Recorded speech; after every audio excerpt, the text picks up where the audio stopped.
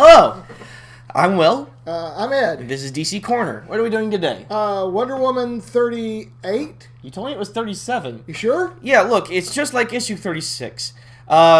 Basically, Wonder Woman has all of her responsibilities, which is a good storyline in that she does none of them. And then the Amazons want her to centralize her power there. The Ares thing is coming back to bite her with the whole conflicts coming towards her, and then the Justice Leaguers are like, "Oh, Diana, what are you going to do about it?" And then nothing happens with a splash page teasing things to come. Okay, yeah, 37 was a lot like 36, but what about 38? What about 38? Hello, why are you sleeping? I'm Will, I'm Ed. and this is DC Corner. Okay, we're talking this time about Wonder Woman 37. I'm just getting on in this series, Dad. This is Wonder Woman 36. You said this was a great jumping on point where I can just see what's going on with the new storyline. Something's going wrong. Hello, I'm Will, I'm Ed. and this is DC Corner. Which Wonder Woman are we doing today? 38? Yep. Okay, 38, which is sort of like 37 and sort of What? nothing. Like 36. I mean, the plot's very similar. You've got Wonder Woman torn between all of her duties. She's the god of war. She's a princess of Themyscira. Which would be a good storyline if she actually did anything. And you got a good point. She's really not doing anything. She's also a Justice Leaguer, not doing much there either. And everyone's pulling her in different directions for 3 issues. It's the same exact conversation, just the people sometimes change. It's mostly just the Justice League person changing. It was Aquaman, then Right. it's Superman, now it's Batman, and nobody freaking trusts Diana. And you got Strife, who's staring. Sinead O'Connor, right? That's who I saw anyway. Yeah, she looks like Sinead O'Connor, but it's still Strife who's stirring things up. And of She course, related to Cloud? Cloud Strife. yeah. There's. I'm being funny, people. Are you okay?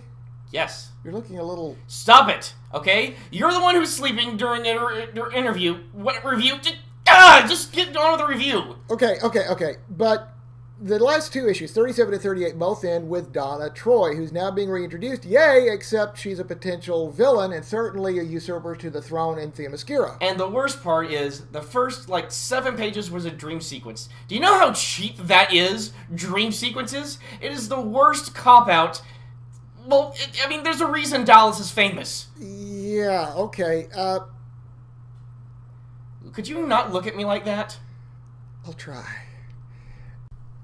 Would you focus? Oh, yeah. Anyway, doing a review of Batman and Robin, and there's a reason it shares a name with the worst movie of the Batman franchise. Especially since they've given Damian superpowers.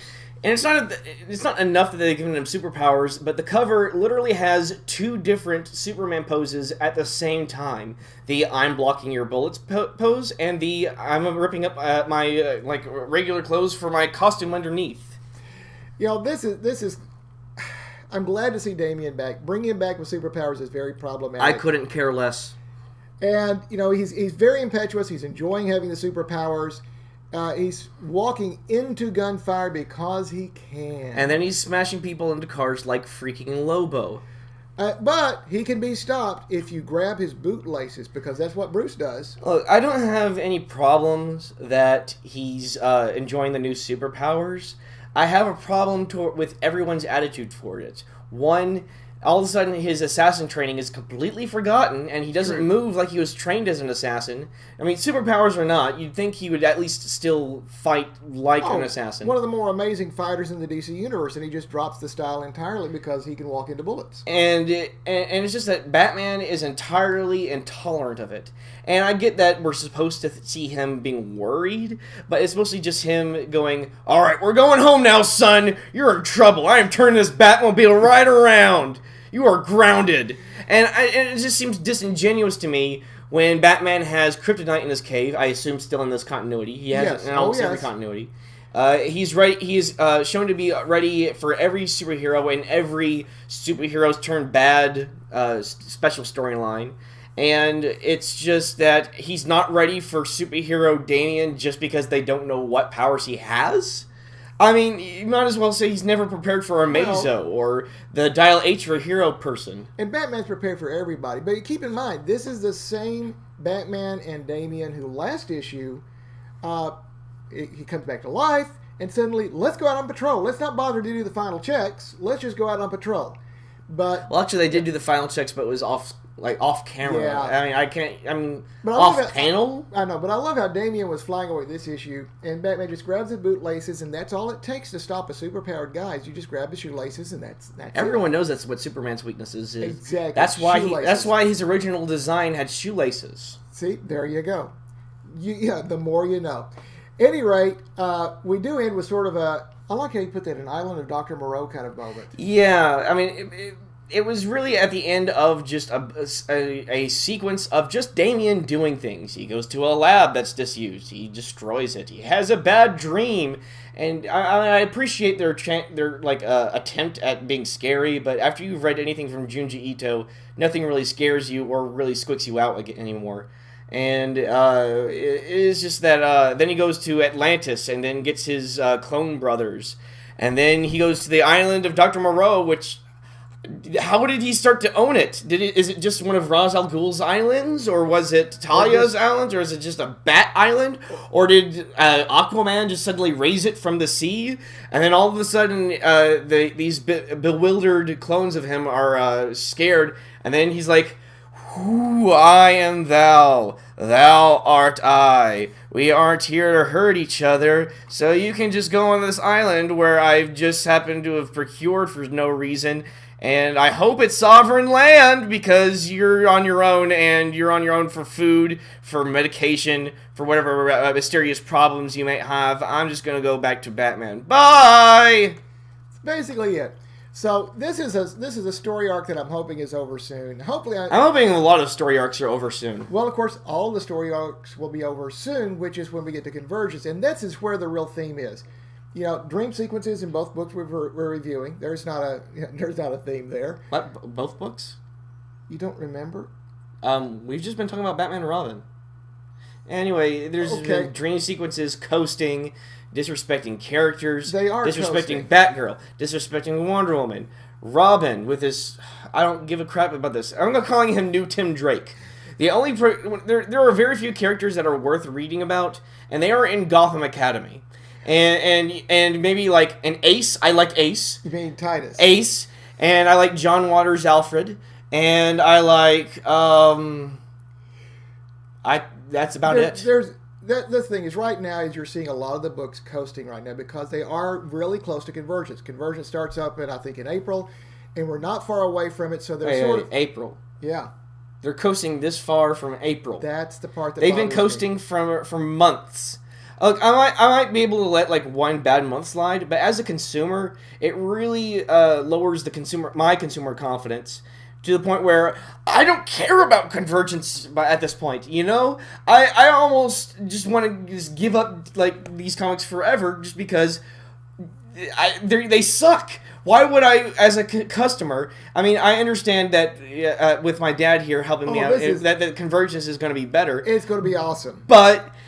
why would I, as the blind customer, or as a new customer, or a customer who's new to the series, or just any sort of customer that's not tuned into the industry specifics, and how the cycles go, why would I, as a customer, buy Convergence when I don't like anything else? And here's the thing with Convergence, because Convergence is exciting to an old reader like me and to folks who've been reading for at least a few years, because what you're going to see in Convergence is everything that's ever been done by DC over 75 years. So if you understand... And they're going to kill everything off, and then going to leave us with one universe that we're going to concentrate on because we got tired of having Dr. Fate in Earth 2, and Dr. Midnight in Earth 2, and everybody that's cool in Earth 2. But see, here's the thing. If you're not a long-time reader, a lot of Convergence is not going to have any meaning to you. It really isn't. Like, for me, it's going to be a thrill to see a Silver Age Barry Allen coming in. I would love that too. I mean, I haven't even... It's not even from a long-time reader thing. And I think you'll like the 90s Wally West coming back in. But they're going to kill off the majority of these things.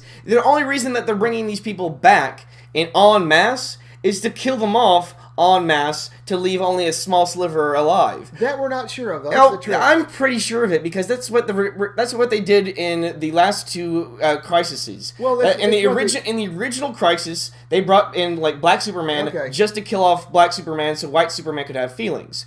Then they had, and then in like, and that's just like one example amongst a lot of examples where characters are just brought in, killed off, like Prime Superboy, whose sole reason to be there was just to be the villain. And to whine. And you just have people dying left and right just so that they have the survivors in the next thing, or they just kill everyone off for a restart. And that's what this is. It's just the process of the reset button.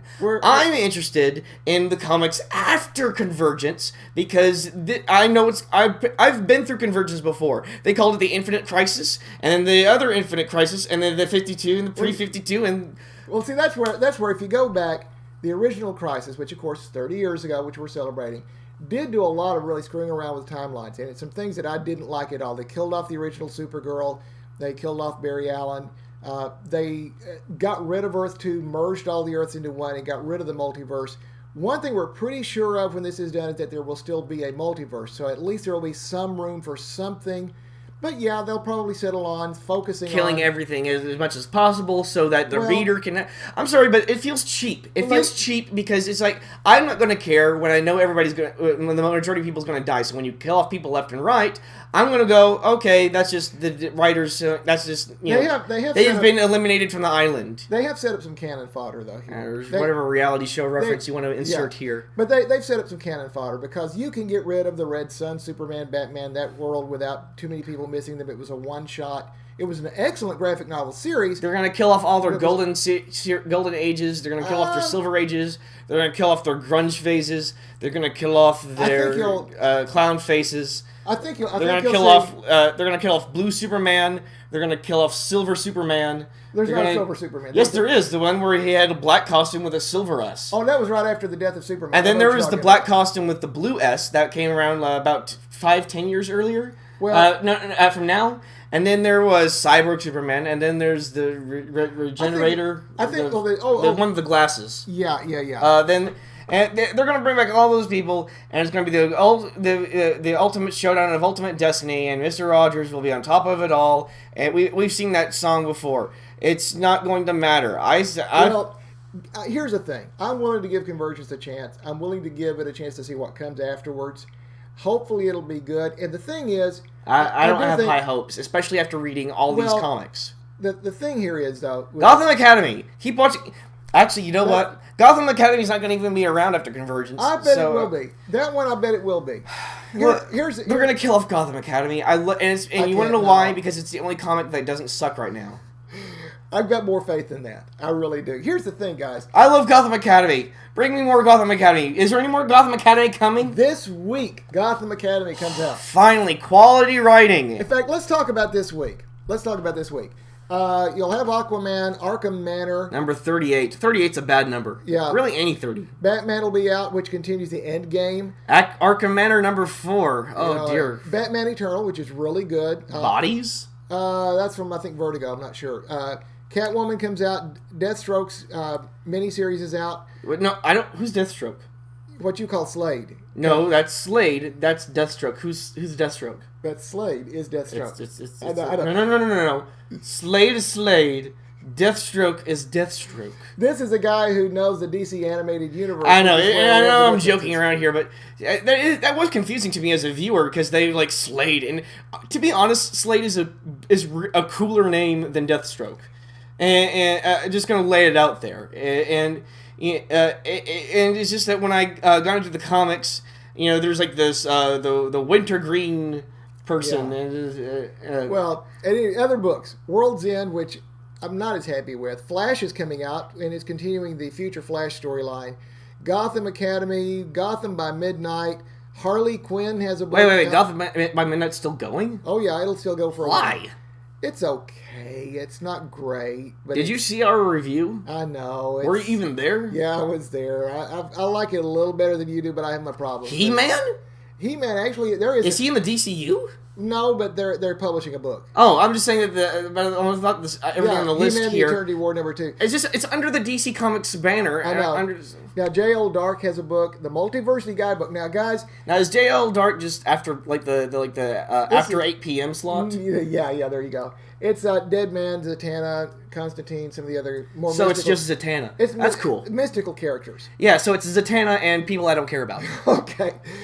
Multiversity Guidebook. If this one's supposed to really give you sort of a full Rolodex, to use an old term, of all the different worlds and all the different characters on there. So it's a neat way to catch We say up with what they're Wikipedia doing. now. Exactly. It's a wiki. Anyhow, Red Lanterns is out. Secret Origins. Sinestro, his individual book is out. And that's the main books that we want to talk about for this coming week. So Star there's Spangled War Stories? Yeah, G.I. Zombie. Wait. Star Spangled War Stories, G.I. Zombie. That is ridiculous enough to be cool. We are getting that. Okay, we'll get it and check it out. Unwritten, what's that? That's a trade paperback coming out here. So all right, and Vertigo is Vertigo another company?